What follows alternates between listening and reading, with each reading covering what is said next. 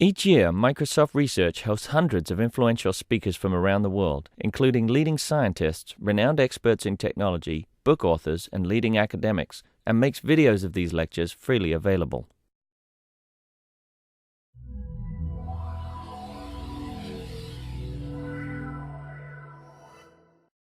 I'm Tom Ball, and it's my distinct pleasure to welcome Byron Cook from Microsoft Research in Cambridge. Byron has a long history working with us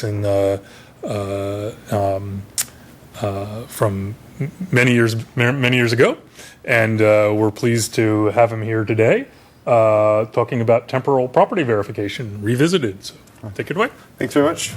So this is joint work with my PhD student Eric, who's now finishing his PhD and he was a PhD student at Cambridge University, and he's going to NYU as a postdoc.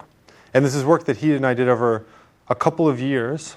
And every 6 months or so, Moshe Vardi visits us, and we would tell him about what we were doing, and he would show us how we were wrong. Right? So he would, so we would reset what we were doing according to what Moshe said. The goal of this work is basically we wanted to revisit how temporal properties are proved of systems, and in particular we wanted to focus on programs, and we wanted to basically revisit the old wisdom and look to see if there was maybe new ways we could do things that people hadn't considered before. And this is based on two papers. So there's a paper that appeared at this year's CAV, and then a paper that appeared at the last POPL. So that's the talk is based on these two papers. So you can go read them if you're interested. So we're gonna start with a little history lesson. Okay. So and I'm gonna sort of open up some old wounds. So in our culture, there are some people there's some sort of schools of thought about temporal logics, and actually the people involved have heated debates about this, and in fact they don't like each other very much. Okay, but we're gonna revisit this area. So the area is the difference between linear time and branching time logics. And I'm going to say this, that we started off as a goal to prove linear time logics, but it turns out basically the high level of this talk is that branching time logics are going to be a fantastic way to prove linear time logic properties in linear time. Okay, so linear time, the most popular linear time logic is called LTL. That's used by a number of tools. Then, from what I understand from Moshe, PSL is a logic that has a linear time like semantics. And then on the other side, you have logics like CTL or sugar. And I'll try and explain this in a moment, but actually Hoare logic is something like a branching time logic. Okay, so I know that in hardware, temporal logics are much more popular than they are in software. So here, temporal logics are not as well known as they would be at Intel Research, but Hoare logic should be familiar to all of us. Okay. So what I'm going to do is I'm going to first explain the difference between branching time and linear time logic. Okay. So in branching time logic, the idea is that a program or a system is represented, the meaning of it is represented as a tree of all of its executions. So you have the initial state, and then you go to some other state. And then here, what this represents is that from this state, we could either go to this state or this state. Okay, so if maybe there's some user input or there's some non-determinism. Maybe it's a thread switch or something like that. So different events could happen, and you could either go here or go here. And those choices are represented in the tree. Okay. So when you're trying to prove a property of one of these systems, typically what you do is you think of the specification and the implementation, and then you try and build relationships between the specification and the implementation and the tree between them. So you're saying things like, oh, the one system here could make a transition to this state or to this state, and over in the other system is there some analogous transition such that certain properties are respected. Okay, so this is branching time, and often it's called a state-based formalism. So what we do is we talk about states, we talk about certain representations of symbolic states, and then we say, oh, from this state we could go to this other state, and then we reason about those transitions between states and how that works over in the other system that we're trying to compare our system to. Okay, so that's the deal with branching time. In linear time, what we're considering is traces or sequences of states. Okay? So the meaning of a system in linear time is all of the sequences of states that all the executions of the system. Right? And so then when you're and for convenience, we consider only infinite traces. So if you have a potentially finite execution through your system, then the final state then is just repeated forever. Okay? So then what we're doing in this world is we're saying, if we're trying to compare two systems, then we're just using set theory to talk about, is this set of traces a subset of this set of traces? Okay, so that's the difference. And I mean, they don't seem all that different from the outset, but when you begin to look in the details, there's a few very subtle differences that cause a lot of trouble. Okay. I wanted to generalize and to say that the wisdom is that LTL is really powerful, but it's considered hard to prove. Whereas branching time logics are considered easier to prove, but they're less powerful. And so what I mean by that, so I had an experience when I was at Intel Research. I saw, at the time when I was there, people were using branching time temporal logics, and their tools were extremely fast. But then a great deal of time was spent arguing about what had been proved, right? So you would prove a property, but then no one could agree on whether or not what had been proved was what people had intended to prove. Whereas in the linear time logics, it's usually quite clear that you've proved what you were hoping to prove. So the subtleties, there are less subtleties in LTL, but to prove the properties in LTL it's more difficult. Okay. So let me say just a little bit more formally. Let me give you an example. Okay, so imagine we have a property like this, FG. So this is saying in the future it becomes true and stays true that the value of x is true. So imagine that x is a Boolean variable, and we want to prove this property up here, that the program together with its initial states respects that property. So eventually x becomes true and then it stays true through the rest of the execution of the program. And the traditional approach is something called the automata theoretic approach. It comes from Vardy and Wolper. That traditional approach is to do the following. You consider the traces of the program, so that's the language of the program, the set of traces that the program could execute, basically. And then you take the property and negate it, and then ask, what is that language? And then you intersect and show that you are left with nothing. Okay, so that's what I meant by we're using basically just set theory to reason about programs and the system. Okay. Alternatively, in the branching time world, it's much more prescriptive, right? This is the moral equivalent of the same property. So this is saying on all paths in the future, you reach a state such that from all paths from that state, forever, x is true. And if you look at the proof rule for this property, really what it's saying is find a set of states, S, that you eventually reach, and then from that set of states, S, prove that x is true and it stays true. Okay. So what's nice about branching time is that you really can decompose based on the property. You take the property and you say, oh, it's an AF. That looks like termination. AG, that looks like safety. And it basically gives you a recipe for how to go about the proof, right? So we have termination and safety. Whereas in the linear time case, you really can't do that. So in the traditional approach, really what this turns out to be is you end up proving basically something called fair termination.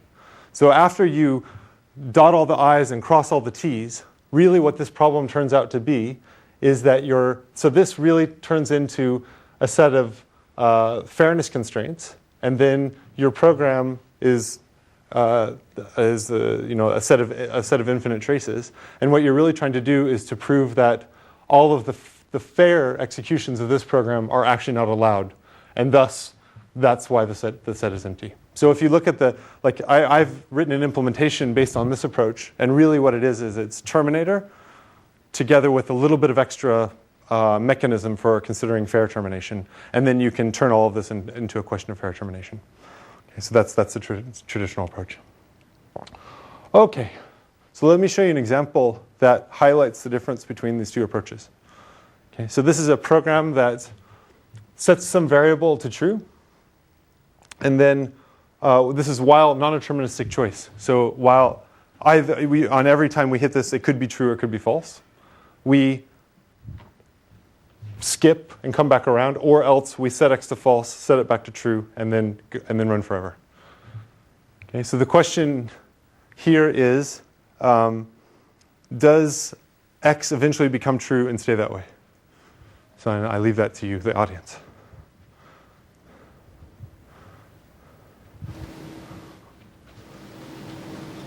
Someone have an answer?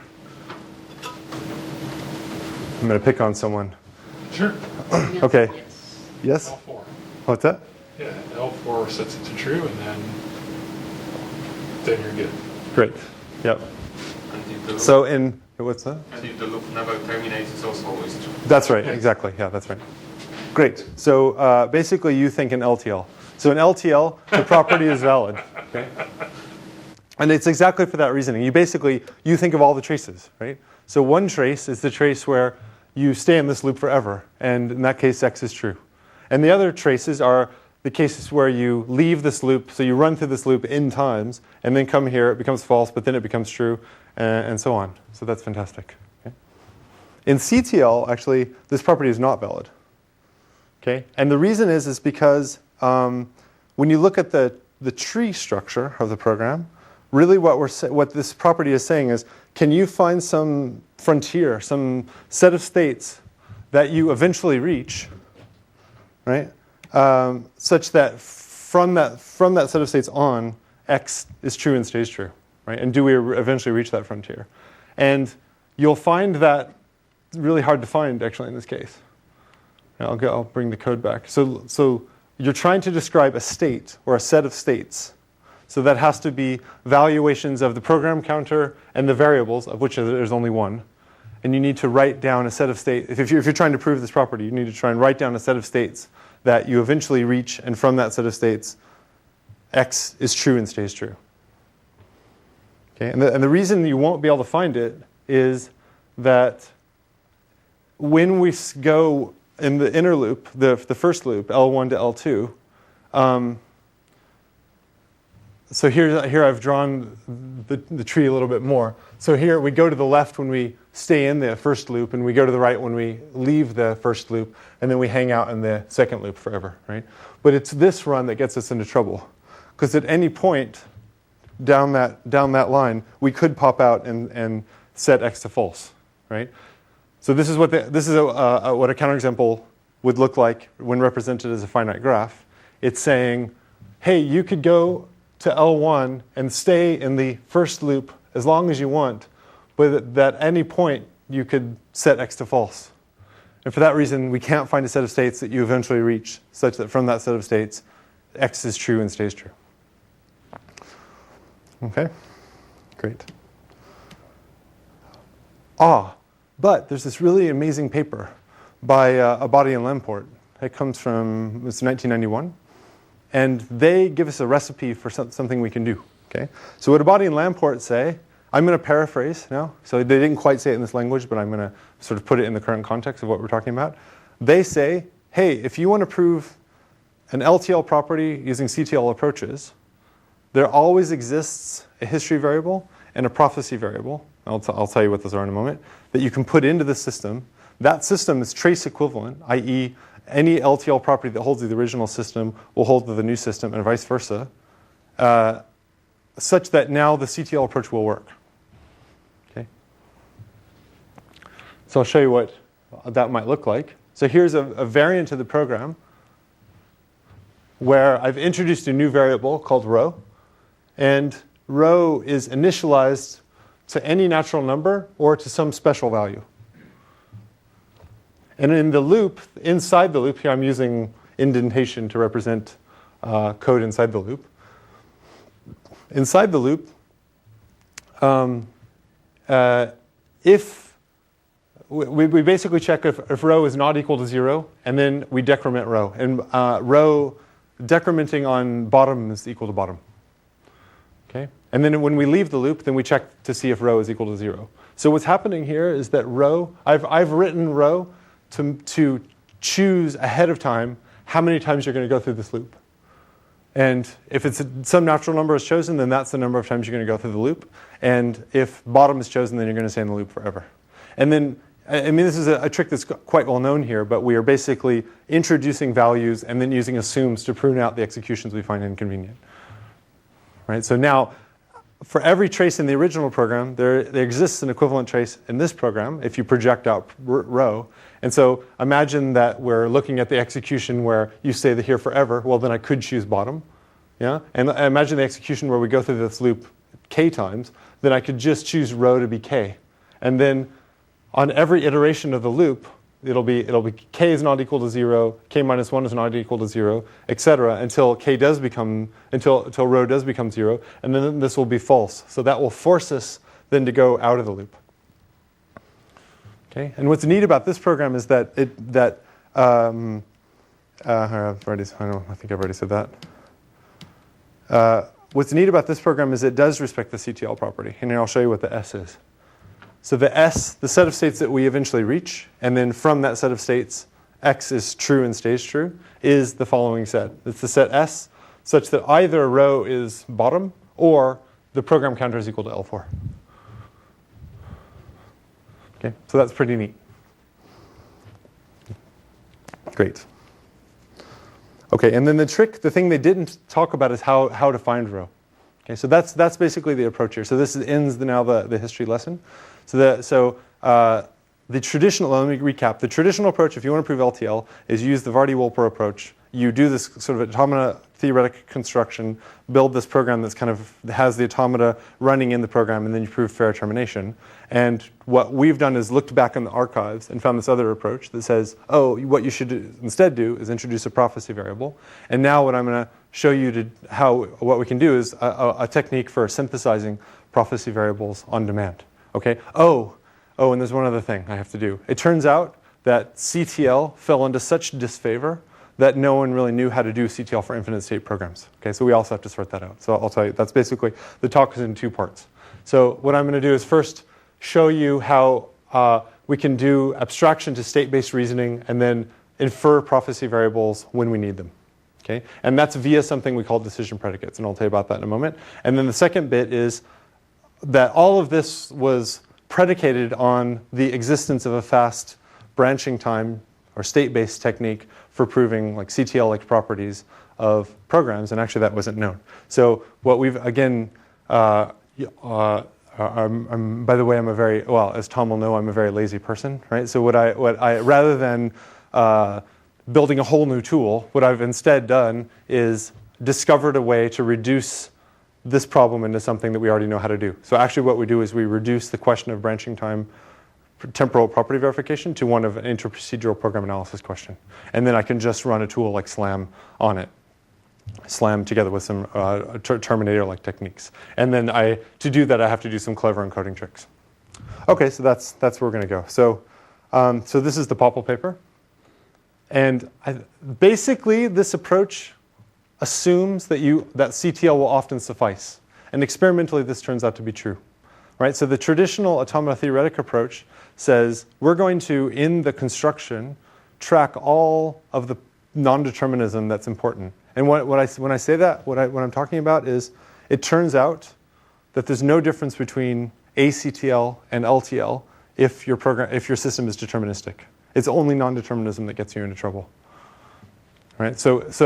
And when you use CTL to prove an LTL property, when that succeeds, then it's going to that means that the non-determinism in the system, in that case, didn't get you in trouble. So our strategy is going to be try to use a CTL approach and then find the problematic non-determinism when it occurs, remove it, and then basically symbolically predeterminize the program a little bit, partially determinize using prophecy variables, and then push on. And here I'll show you the experimental results first. So here we've taken examples from PostgreSQL, Apache, and some fragments from the operating system, primarily bits and pieces of device drivers. And here's the shapes of the properties we're trying to prove, where P's and Q's are atomic formulae, like things like, did you release spin lock or did you acquire spin lock, so on. And then here are the two competing approaches. So this is the traditional approach. This comes from my Popple 07 paper. And you'll see that we have a number of timeouts. And these timeouts are after like 4 hours. So it really means it's gone to lunch. Yeah? And then this approach is the new one. So this is based on decision predicates, which I'm going to tell you about. And we only get one timeout, and the runtimes are often faster. There's a few cases where it's slower, and I'll tell you about why that's true. OK, so let me now. So here's the procedure. Okay, so we're trying to prove an LTL property. We have M, which is the system. We have the property in LTL. Those are the two parameters. And then the first thing we're going to do is we're going to approximate the property in CTL. So this is pretty straightforward. We basically just walk over the property. Whenever we see a G, we put an A in front of it. Whenever we see an F, we put an A in front of it. And we assume that the atomic formulae are closed under negation, and therefore you can push negations all the way to the bottom. So the problem, you run into problems in CTL because the negation of AF can mean something that we can't represent. We need an E, which I haven't told you about, and we don't support. So we have to push all the negations down to the bottom first. But after we've done that, then we can just walk over the LTL formula and write a morally equivalent CTL formula. And then we know that, and we've proved this, but it's, I think, existing in the literature anyways, that if you prove something that's been approximated as we've done with CTL, then that means it holds in LTL. Okay, so this is the set of decision predicates. I haven't told you what they are yet, but you don't need to know yet because we start off with the empty set. And then this is a procedure that uses the set of decision predicates to partially, symbolically determinize the system. And when the set is empty, actually you just get back the same system. So in this case, we're just taking the same system. Okay, I'll tell you about determinize more in a moment. The next thing we do is that we try and prove the property in CTL, and I'll tell you about that in a little bit. When that succeeds, we're done. And when we fail, then this is where things get interesting. So here, we're getting a counterexample back. It's in CTL. Counterexamples in CTL are trees. Counterexamples in LTL are sequences. And now we have to do something smart, right? So A, we don't know if it's a real counterexample. And it's not even clear how that counterexample relates to a counterexample that might exist in the LTL property. And so now we have a bit of work ahead of us. Okay, so I'm going to tell you about a procedure that does refinement. And if new decision predicates are found, then we add them into the set of decision predicates. Otherwise, we're done. Okay, and here's the deal. Here's the connection between CTL counterexamples and LTL. If there exists a single trace through the system, such that it's not inconsistent with each of the paths through the tree, then it's a real counterexample, right? So then if you can find that in the tree, then the tree represents actually a single path. And let me say it more operationally. If you start walking that tree, but every time you see non-determinism, you just conjoin. So you basically zip the tree. If that's not unsatisfiable, then it's a real counterexample. Otherwise, it's not, in LTL. Okay. So that's basically what we do, is we walk this counterexample. So this is going to look very familiar to Tom, because basically we're doing something like we did in Newton and SLAM, right? We're going to walk this counterexample. We have the counterexample here that's been given to us by the CTL model checker in terms of locations in the program, and we have the program. And what we're going to do is we're going to symbolically walk that counterexample. But the trick is that when we hit non-determinism, we're going to take both branches simultaneously. Okay, so here we are at L1, and the counterexample says you have to go to L2 and L3 at the same time. right? So now we're at L2 and L3 at the same time. And the conjunction of program counter equals L2 and program counter equals L3 is unsatisfiable. And so for that reason, this counterexample is spurious with respect to the LTL. Okay, so this then is the crux. This is where then we get this idea of a decision predicate. Okay, so the distinction is that from program counter equal L1, we either went to L3 or to not L3. Or you could say that alternatively is you went to L2 or not L2. Yeah? And so the decision predicate that we get is a pair. I'll just take it from the paper. Decision predicate is a pair of first order logic formulae, A and B, where, like that, where, yeah, I'm very lazy. So it's A tells you when you care. A is the presupposition. Yeah? And then B is the distinction, the thing that distinguishes the non-determinism. So A and B distinguish between a transition from A to B in the pre-state and the post-state, and A and not B. And then we're going to use this base. This is connected to prophecy of variables, and I'm going to tell you about this in a moment. Okay, great. And to actually, the decision predicate is just about. It's always just about the program counter. No, it can be about other things, but it turns out often it's about program counters. Oh, because it's just when you get this unsatisfiable clause. Yeah. Or formula. Yeah. Then I can write a little example where it has to be over other variables. Sure. But yeah. Okay. It turns out that. So I think as most of you know, I worked on Terminator, and in Terminator we used Farkas lemma-based approaches with an SMT solver to find ranking functions, and it turns out a very similar technique can work here. So we're just asking along the constraints that we've walked, does there exist a way of expressing a set of states that distinguishes between the one transition and the other transition here? I think I have a characterization of that in a couple slides. Yeah, so our synthesis procedure basically takes two transitions, the left and the right, and we're saying, can you find an A and a B such that in the meaning of A and B prime, you can distinguish between the two relations. And we use Farkas lemma. It's not very important. There's various approaches you could probably use. Okay, so that's that.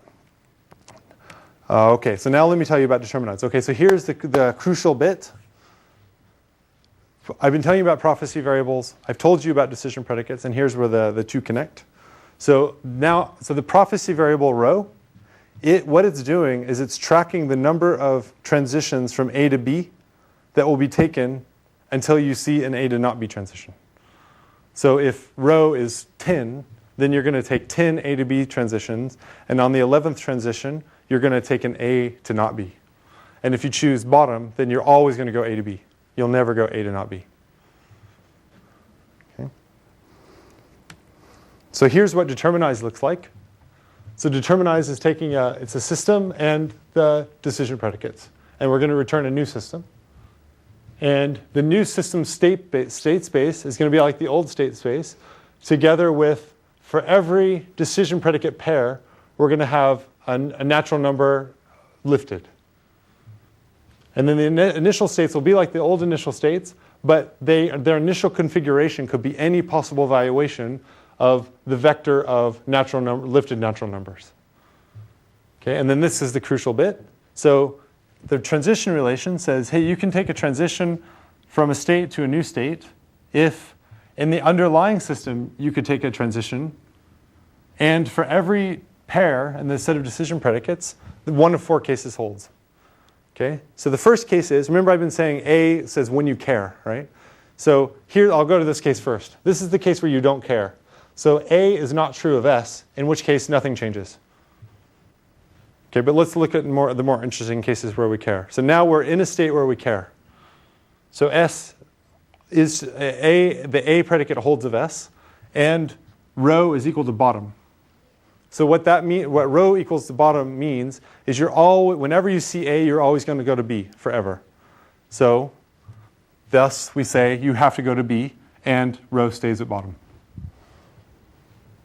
Here's another case. A is true but rho is some positive natural number, some non-zero natural number. Okay, so we're forced to go to a B state, but we're going to decrement rho. And then the last case is, this is the one where we trigger. We're in an A state. Rho is equal to 0. So now we're going to go to a not B state. And then this resets rho. So we redecide now for the next time around how many times we're going to take A to B transitions. Yes. Yeah. In my world, non-determinism is free. But you call the algorithm determinant. Well, okay, but the thing is that the non-determinism used to show up in the arrows in the tree, whereas now they're showing up at earlier places. So for initialization, you'll see now a very wide set of possible choices, and then now when you take this transition to a B, you make that decision ahead of time. So basically, we're moving the choice earlier. Like hoisting. I guess so, yeah. But our formula is the transition. Yeah, that's right. I mean, yeah, I think maybe when I said we partially symbolically determinize, that may not be the perfect intuition, because Rho I prime is the next state value of rho. yes. Is it going to be the same non-deterministic value? No. It's crucial that it could make any choice. At any given step, so it's not. No, but it's only here where you do that. Yes.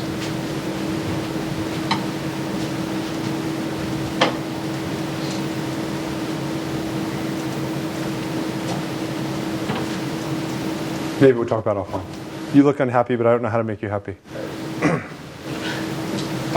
If I draw this, if I write this down in text, then this is what you get, right? This is basically what we had before. So this is where this is the code you're a little bit unhappy with. It basically, in this case it doesn't matter, but sometimes it does, that when you have triggered this case, then you have to reassign. You're saying rho equals rather than assign. Assign, sorry. The equals is, this should be assignment.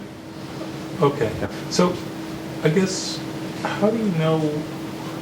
Okay, so the thing that I'm having a little trouble with is how do those statements get associated with program counters? Like how do you know where they go? So this is actually really what we're doing is this up here, right? Yeah. And I'm just trying to show you textually what that might look like. No, but can you go back? So here, I see. So they're right. They're attached to these states. So if the states have program. Yeah, so if these predicates are always over program counters, then I can go, one way to implement that is to go into the program and drop some code there. Okay, are they sometimes on transitions? They could be on they could be on just other, not on transitions, but on other like it could be Predicated, yeah. so they're good. Okay. Okay, so then, then that's that. Okay, so that's the strategy for inferring prophecy variables. So now I'm going to tell you about the branching time approach. Okay. So this is based on the CAV paper with Eric and I and Moshe. I've already said that. I'll come back to that. Okay, so here what I'm going to do is I'm going to encode backtracking, reasoning about eventualities, all using recursion for simplicity. Okay. So if I want to prove this CTL property holds of the system, then what I'm doing is I'm reducing it to another question, which is basically a program analysis question. So I construct a new program that is constructed by walking over the property. And if SLAM were to say that this program could only return true ever, then the original property holds, with the condition that I need to find this Q. Okay, and I'll tell you about the Q in a little bit.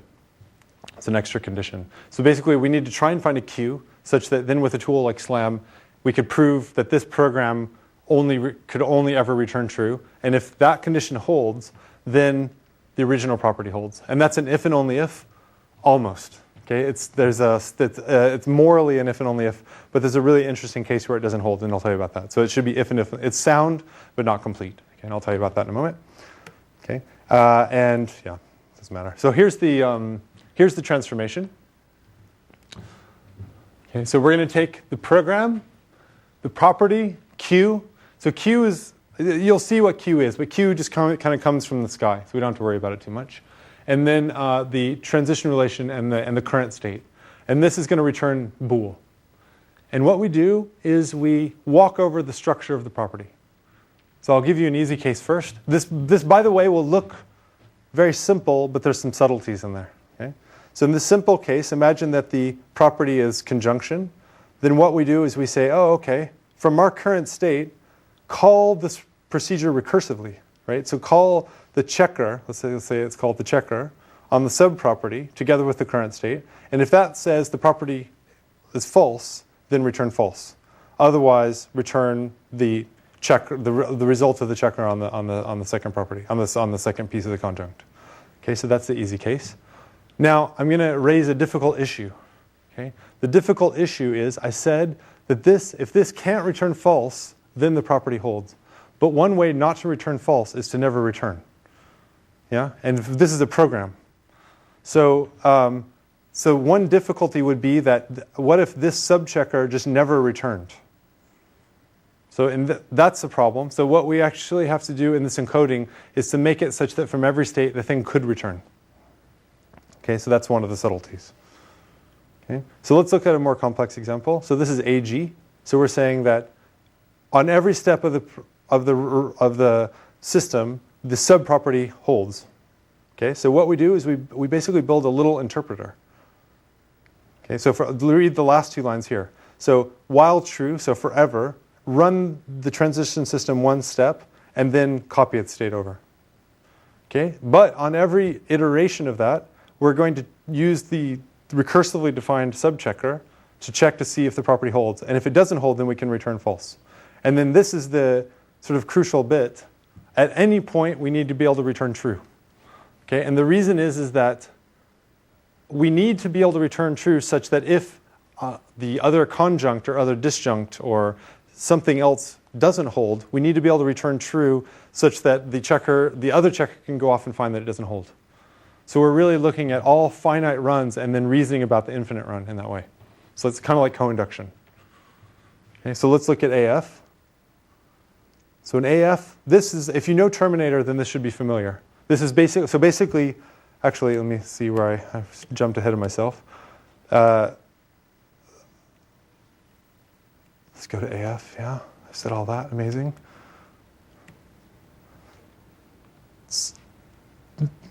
AF false is termination, right? So actually, if I substitute the subproperty for false, then I get it. This is exactly the Terminator program reduction that we've done before.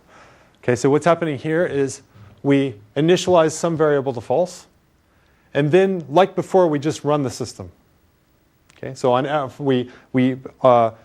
every iteration, we take a step of the transition relation, get a new state, update it, and then the checker says, hey, on every state, check to see if the subproperty holds. If it does, then we've reached AF, right? We know we've now reached that frontier, so then just return true. The problem is what if we don't?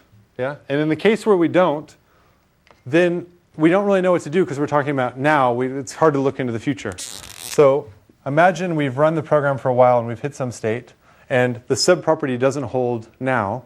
What we're going to do is we're going to continue to allow the program to run to any other state, but we're going to record this state, maybe. And later, we're going to check to see if this state S and this state S prime are in some relationship which shows that we're making progress. Okay, and this is the Terminator approach. So here we say if, and this variable dupe is initialized to 0, and when we copy the state, then we set it to 1. So we say if dupe is false and non-deterministic choice, so maybe we do the copying now, then grab it and grab the state. And then if dupe is true, then we just ask, is the old state and the current state, is it in Q? And Q is the progress. And I don't want to go into details, but if you know about Terminator, then you know what I mean. There's a way of describing progress in it that's quite nice. So it's saying this transition from S to S prime, we actually know that we're making progress. Okay, and we can now, and it turns out that we have techniques for finding cues. Okay, so that's the approach there. Great.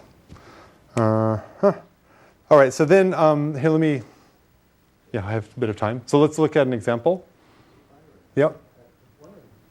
This is a logic program. And then you use a logic program semantics to say when you have things in relation. I would imagine so.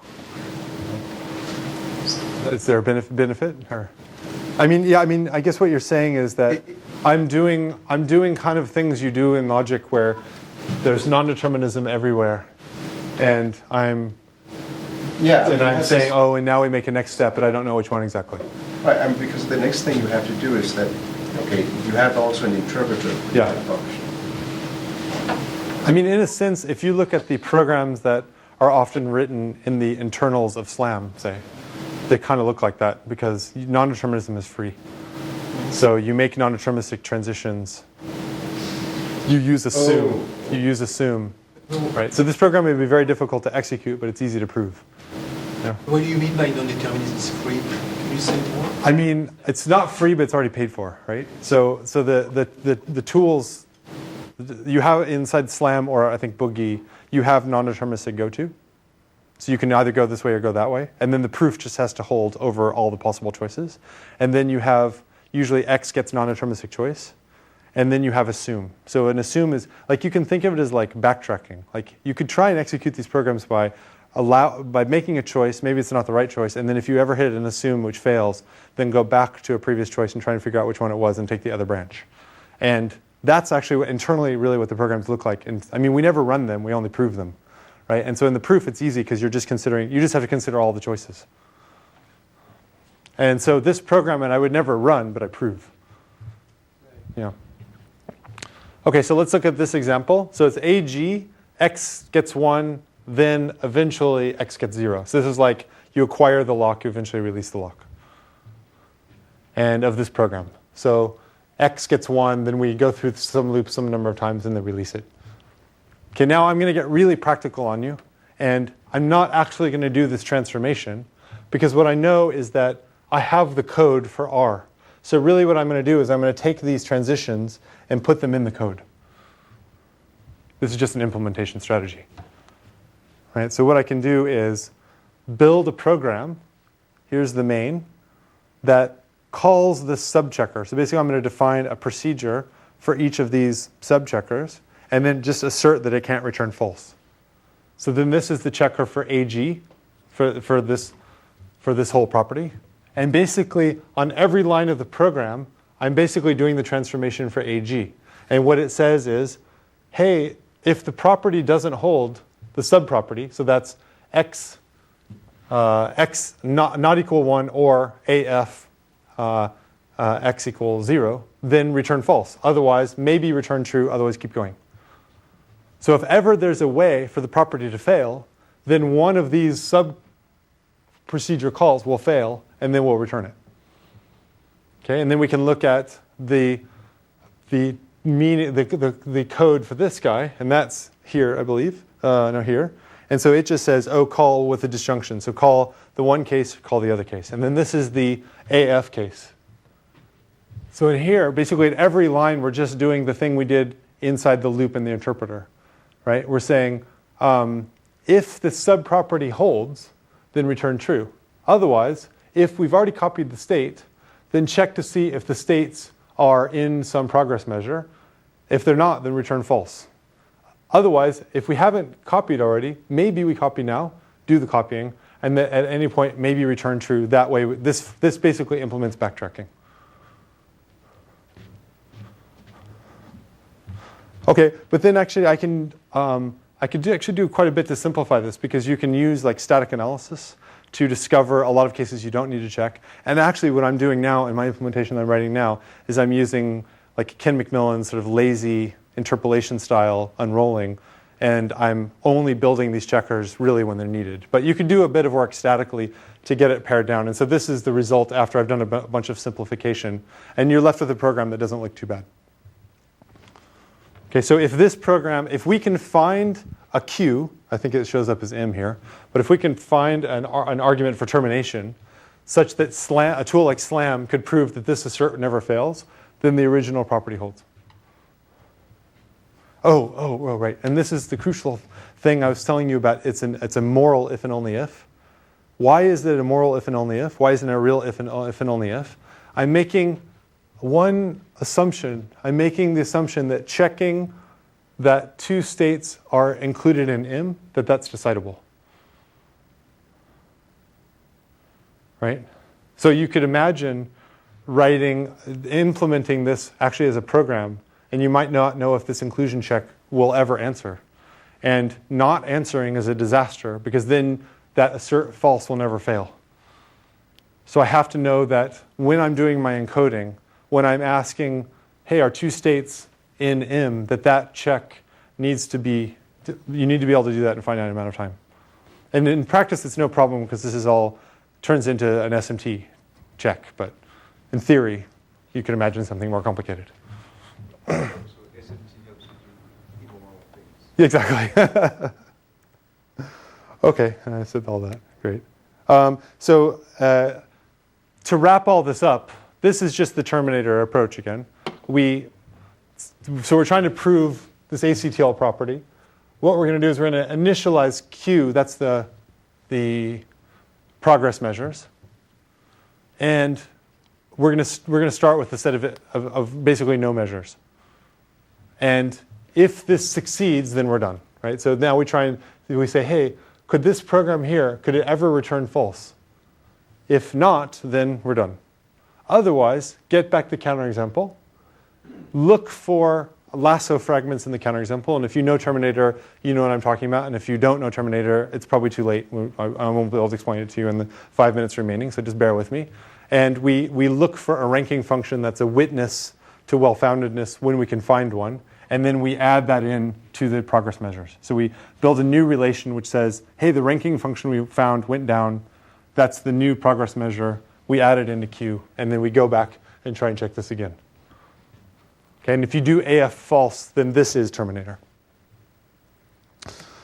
Okay, right, and that's pretty much that. So, I mean, in summary, we've dug in the archives, found old papers, figured out new ways to solve this old problem, and then automated some of the parts that were unknown. So how do you do prophecy variable synthesis?